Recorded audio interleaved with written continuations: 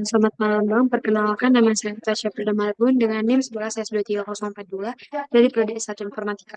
Nah, pada kesempatan kali ini saya ingin menjelaskan mengenai praktikum ke-9 eh, dari si student.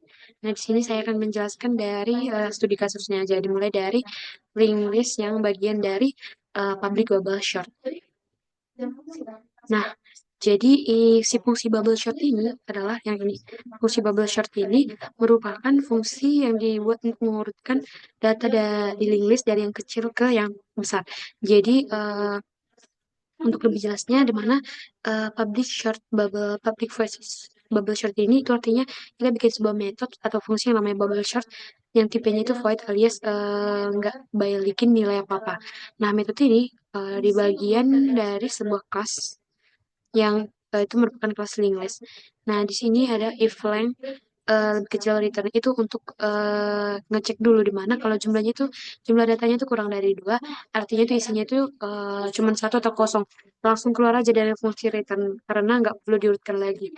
Kemudian boolean swap ini itu untuk bikin variabel booleannya itu namanya itu swap, di mana itu buat nyatet apakah ada pertukaran data atau enggak atau proses sorting nanti. Kenapa? Karena kalau udah tidak ada yang ditukar, maka berarti datanya itu sudah terurut dan prosesnya itu bisa berhenti.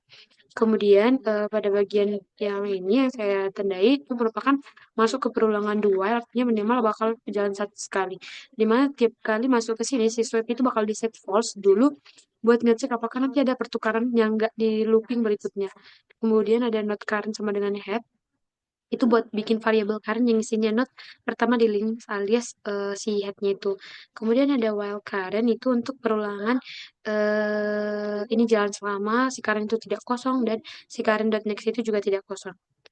Kemudian karena kita membandingin data di node sekarang dengan data di node berikutnya, maka kita menggunakan if current value ini untuk buat kalau nilai di node-nya itu sekarang lebih lebih besar daripada node berikutnya, berarti kita harus tukar dan bisa urutkan. Kemudian ada di sini integer temp, di mana ini merupakan untuk nilai current, di mana nilai current itu disimpan dulu ke temp, lalu nilai current itu diganti ke current.next, lalu kemudian nilai current next itu diisi nilai lama dari current. Kemudian lalu di swap di set true karena ada pertukaran.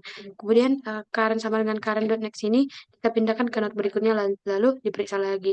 Lalu ada while swap ini untuk selama perulangan tadi ada pertukaran sama dengan swap sama dengan true, maka si loop bakal diulang lagi.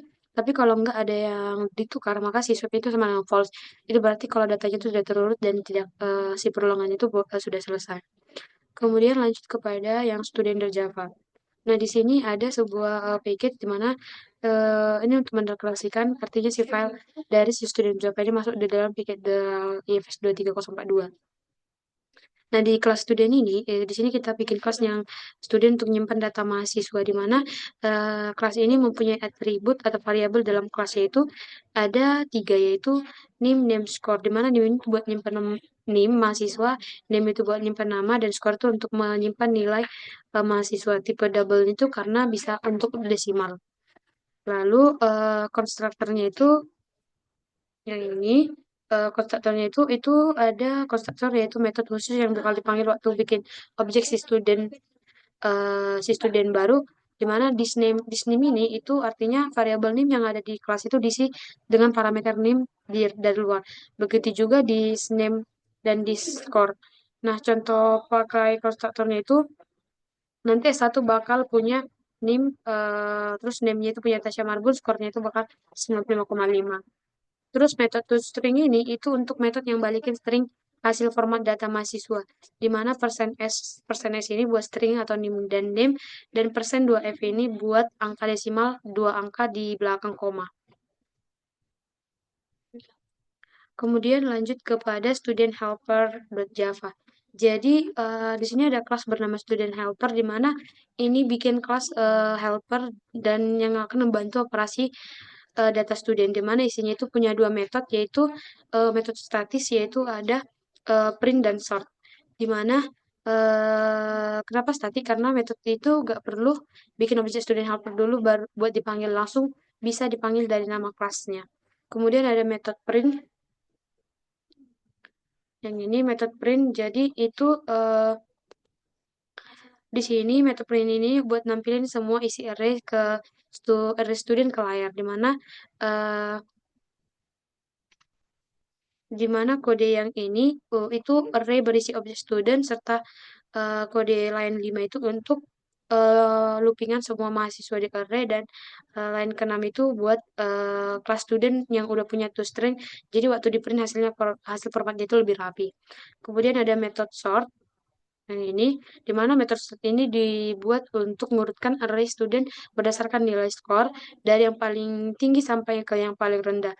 Kemudian di sini ada proses sorting di sini pada line 12 sampai line 15, di mana proses sorting ini buat ambil jumlah data KN, lalu mulai dari indeks ke satu karena yang di indeks 0 itu dianggap sudah terurut. Lalu kita simpan data student J ke student I ke K, lalu kita siapkan J sebagai indeks sebelumnya.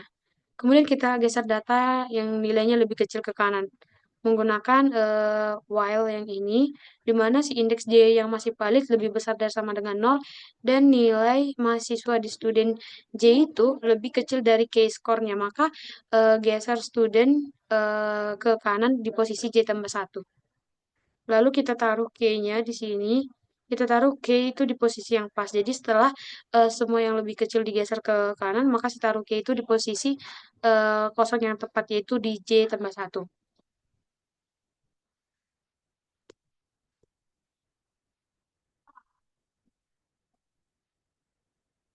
Nah, demikian pemaparan presentasi yang bisa saya paparkan dari Praktikum 9. Terima kasih.